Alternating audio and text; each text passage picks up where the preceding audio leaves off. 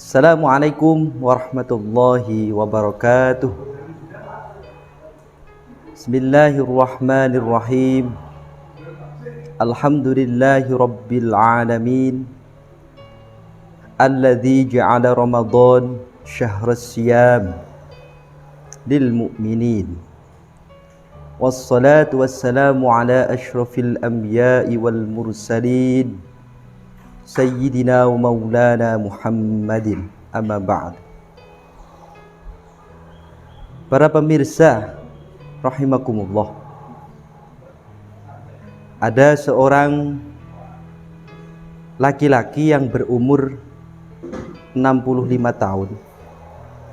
Dia sukses, pengusaha sukses, banyak uang. Suatu ketika dia ditemukan dengan temannya seorang wawancara. Lalu temannya tadi bertanya kepadanya,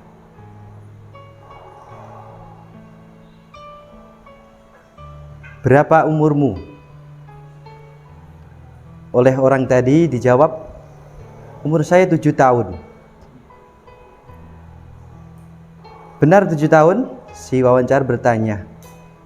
"Iya, 7 tahun." Yang kedua, seorang teman wawancara tadi bertanya, "Berapa jumlah anakmu?" Dijawab olehnya, "1." Yang ketiga, "Berapa total harta kamu?"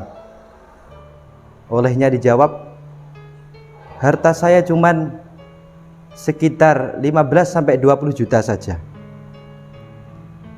Si wawancara tadi menjawab,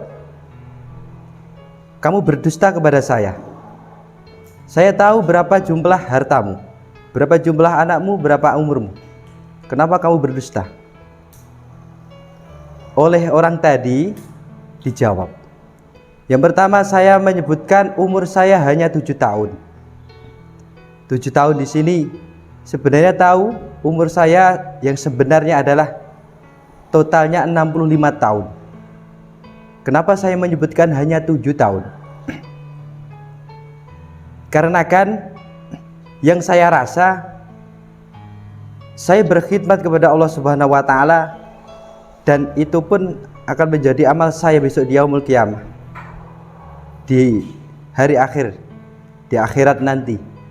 Saya merasa hanya 7 tahun, mulai saya balik sampai berumur 65 tahun. Kemudian yang kedua, anak saya sebenarnya banyak, ada 10.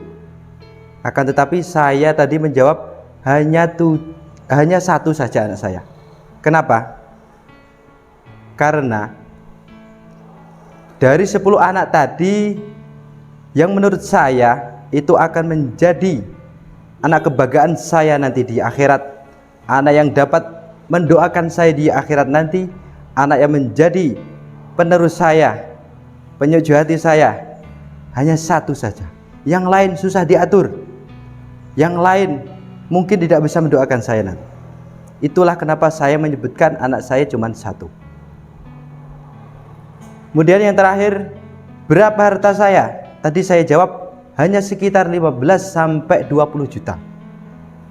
Padahal tahu sendiri saya adalah seorang hartawan, seorang yang banyak harta, seorang yang pengusahawan. Banyak aset-aset saya di mana-mana. Kenapa hanya saya menyebutkan tadi 15-20 juta saja? Karena menurut pandangan saya, harta saya yang saya sambungkan untuk bekal di akhirat nanti itu cuman sekitar tadi 15-20 juta. Itu pun saya berikan ke masjid, ke musola, ke pondok, dan untuk bekal di akhirat nanti. Yang lain belum, mungkin nanti cuman menjadi bahasa Jawanya royoan untuk anak turun saya nanti. Begitu. Pemirsa rahimakumullah, dari uraian cerita tadi, seorang bapak yang berumur 65 tahun dengan temannya seorang wawancara. saling bertanya dan dijawab, akan saya hadirkan hadis Nabi Muhammad SAW yang mana akan menjadi pertanggungjawaban kita di yaumul kiamah nanti.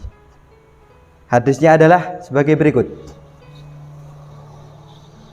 La tazula qadamu abdin, saya ulangi, la tazula qadamu abdin yaumal qiyamati hatta yus'alu an arba'i khisalin, yang artinya di yaumul kiamah nanti telapak kaki seorang hamba tidak akan bisa digeserkan kecuali dia mempertanggungjawabkan dari 4 perkara. Yang pertama, an umrihi, dari umurnya. Jadi besok itu pertama akan ditanyai umur. Seorang meninggal umur 60 tahun umpama. Dari mulai balik sampai umur 60 tahun, umur yang sekian banyak itu digunakan untuk apa? Apakah sudah semuanya buat pengabdian kepada Allah Subhanahu wa taala? Ataupun untuk yang lain dan yang lain? Itu yang pertama. Banyak sekali sekarang meremehkan umur kita, karena umur itu semakin hari semakin bertambah dan waktu tersebut tidak bisa akan kembali. Ada contoh Nabiullah Yakub alaihissalam ketika ajal, beliau bertanya kepada malaikat Israel, wahai malaikat, kenapa ketika ajal saya sudah mau datang kamu tidak mau ngasih tahu? Oleh malaikat dijawab, sebenarnya tanpa saya kasih tahu sudah ada tanda-tanda atau sudah ada peringatan untuk setiap manusia. Mulai dari perkembangannya, dia semakin tua, matanya semakin ngeblur bahasanya, rambutnya semakin putih, itu menandakan atau sebagai isyarat atau sebagai tanda dia semakin dekat dengan ajalnya. Kemudian pertanggungjawaban yang kedua, pertanyaannya adalah wa an syababihi. Jadi umur sekarang wa an syababihi artinya adalah dari masa mudanya. Dari masa muda, apakah mudanya digunakan berfoya-foya? Apakah mudanya digunakan untuk hal-hal yang baik? Ini akan ditanyakan. Ada cerita seorang hartawan, hartanya banyak sekali, namanya adalah Malik bin Dinar. Namanya saja adalah Malik, raja, dinar itu uang, rajanya uang. Dia banyak uang sekali. Suatu ketika Malik bin Dinar itu mengadakan pesta besar-besaran di rumahnya.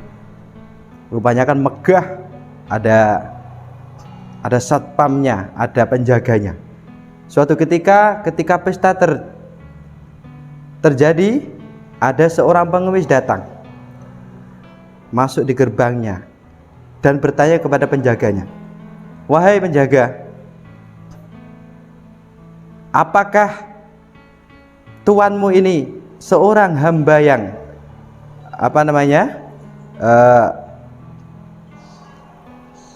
seorang hamba yang merdeka atau tidak? Oleh penjaga tadi jawab, ya jelaslah tuan saya orang yang merdeka, bukan seorang hamba, atau bukan orang yang bukan hamba tadi. Kemudian si pengemis tadi minta pesan, silakan nanti disampaikan kepada rajamu atau tuanmu yang namanya Malik bin Dinar tadi. Benar saja dia seorang yang merdeka, karena dia bisa melakukan apapun dengan bebas. tidak ada yang bisa mengaturnya, tidak ada yang bisa mengaturnya tadi, dan lain sebagainya. Dia pun bebas melakukan atau menuruti hawa nafsunya, karena dia punya banyak uang tadi. Kemudian kalau dia menjadi seorang hamba, pastilah dia tidak akan bisa melakukan apapun, tidak akan bisa melanggar aturan-aturan, karena dia seorang hamba, pasti nurut kepada tuannya, yaitu Allah Subhanahu wa Ta'ala. Saat titipkan salam saya kepada tuanmu tadi, silakan disampaikan. Dan oleh penjaga dari alhasil disampaikan kepada Malik bin Dinar. Setelah disampaikan, seorang yang bernama Malik bin Dinar tadi, dia merasa kagum dengan orang pengemis tadi. Dia berpikir dan berpikir, oh ternyata benar. Alhasil sampai-sampai Malik bin Dinar dia bertaubat, dia mau melakukan perintah-perintah Allah Subhanahu wa Ta'ala, dan alhasil Malik bin Dinar menjadi seorang sufi yang terkenal. Yang ketiga, pertanyaan adalah wa'an, tadi umur, masa muda. Kemudian yang ketiga adalah wa'an ilmihi, ditanya tentang ilmunya. Kamu di dunia diberikan ilmu oleh Allah Subhanahu wa Ta'ala, kamu gunakan untuk apa? Apakah ilmumu sudah kamu amalkan? Apakah ilmumu hanya kamu pakai untuk diri sendiri? Apakah kamu mencari ilmu atau yang lain? Nanti akan ditanyai. Banyak sekali orang yang hebat, orang yang pintar, tapi dia tidak mau mengamalkan. Dia tidak mau menyebarluaskan ilmu tersebut. Alhasil nanti ketika di sana pasti akan dihisab, pasti akan ditanya perihal ilmu. Yang keempat, wa'an malihi, wa'an mali, dari harta. Ketika dunia kamu dikaruniai oleh Allah harta. Harta ini pasti menuju ke uang, ke harta dunia. Akan ditanya, hartamu tadi sumbernya dari mana? Setelah mendapat harta, untuk apa hartanya? Itulah pertanyaan untuk perihal harta, atau itu tadi mal tadi. Dari empat tadi, yang masalah umur hanya ditanyai ketika di akhirat, umur untuk apa? Kemudian ketika masa mudamu ngapain saja? Yang ketiga, dari ilmumu untuk apa? Diamalkan atau tidak? Tapi untuk masalah mal atau harta, ini ditanyai dari dua hal. Sumbernya dari mana? Dan setelah mendapat harta untuk apa? Banyak sekali sumbernya halal, tetapi disampaikan untuk hal yang haram. Ini pasti tidak akan sampai, tidak bisa menjadi bekal akhirat. Kebalikannya, sumbernya haram, tapi untuk menyumbangkan ke masjid ilakhiri, untuk hal-hal yang halal, ini pun tidak bisa menjadi bekal di akhirat nanti. Para pemirsa rahimakumullah, dari cerita dan uraian hadis Nabi Muhammad tadi, semoga kita nanti tidak memiliki yang telah disampaikan pada Bapak yang berumur 65 tahun tadi, mempunyai umur yang panjang, tetapi yang berguna di akhirat cuman sedikit, 7 tahun. Mempunyai masa muda yang hebat, tapi tidak digunakan dengan baik. Mempunyai harta yang banyak, tidak digunakan semestinya. Mempunyai ilmu yang banyak, tidak mau mengamalkan, tidak mau mengajarkan dengan yang lain sesama muslim. Amin Allahumma amin. Wa akhiran, billahi taufiq wal hidayah wal inayah. Assalamualaikum warahmatullahi wabarakatuh.